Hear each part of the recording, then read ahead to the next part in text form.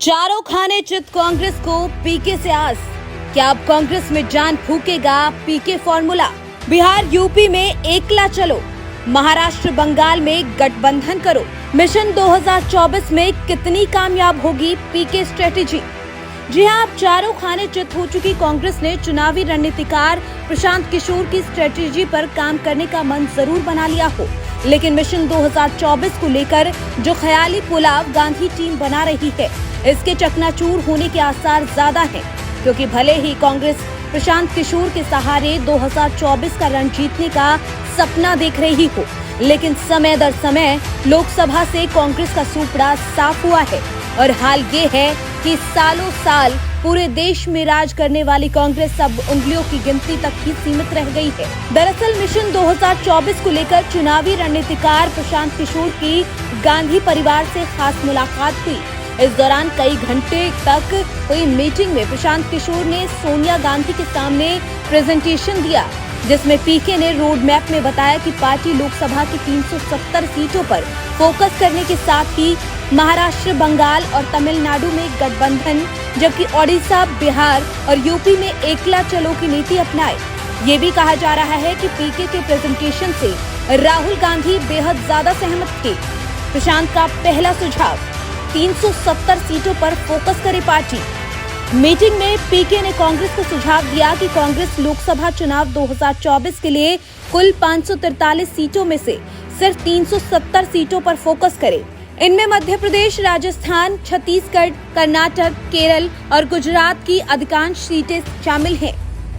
सुझाव के पीछे की रणनीति, दरअसल 2019 के आम चुनाव में कांग्रेस 52 सीटें ही जीत पाई थी।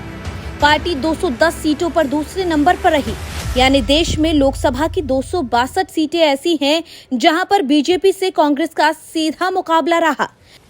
इसके अलावा 2009 के आम चुनाव में कांग्रेस 350 सीटों पर पहले या दूसरे नंबर पर रही। पीके ने इसी को आधार बनाकर 370 सीटों पर फोकस करने का सुझाव दिया। पीके का दूसरा सुझाव, बिहार, यूपी और ओडिशा में एकला चलो। प्रशांत किशोर ने अपने प्रेजेंटेशन में कांग्रेस को दूसरा बड़ा सुझाव दिया कि बिहार, यूपी और ओडिशा में कांग्रेस अकेले चुनाव लड़े। इन राज्यों में लोकसभा की कुल 140 सीटें हैं। सियासी गलियारों में दिल्ली का रास्ता यूपी बिहार से होकर जाने का मुहावरा प्रचलित है। ऐसे में दोनों बड़े राज्यों में कांग्रेस के एकला चलो की रणनीति के पीछे क्या मायने हो सकते हैं? सुझाव के पीछे की रणनीति, बिहार, यूपी और ओडिशा में कांग्रेस के पास कोई भरोसेमंद सहयोगी नहीं है। राजद के साथ बिहार में मिलकर कांग्रेस चुनाव लड़ चुकी है, लेकिन लोकसभा में कोई फायदा नहीं हुआ। बिहार में 2020 के असेंबली इलेक्शन तक कांग्रेस राजद के साथ मिलकर महागठबंधन में चुनाव लड़ रही थी, लेकिन पिछले कुछ महीनों से दोनों की राहें अलग हो गई। बिहार में लोकसभा की 40 सीट हैं, जिनमें से 39 पर बीजेपी और जदयू गठबंधन ने जीत हासिल की थी।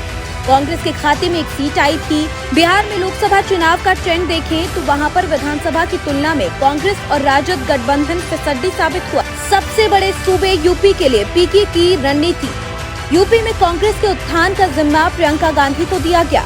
हालांकि प्रियंका 2019 की लोकसभा और 2022 के विधानसभा चुनाव में सफल नहीं रही।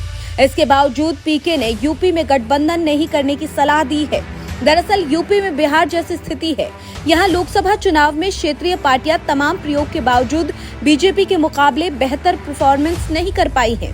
ऐसे में पीके लोकसभा चुनाव में एकला चलो की नीति अपनाकर भाजपा से सीधे फाइट करने की रणनीति का सुझाव दे रही है। ओडिशा में पटनायक फैक्टर, ओडिशा में पिछले 22 साल से सत्ता में नवीन पटनायक काबिज हैं। यहाँ पर कांग्रेस विपक्ष में है। हालांकि पार्टी लोकसभा चुनाव में बुरी तरह हारी थी। ओडिशा में गठबंधन नहीं करने के पीछे की दो रणनीति हो सकती है। पटनायक ने पिछले 18 साल से केंद्र में किसी भी दल का ना तो खुलकर सपोर्ट किया और न ही विरोध।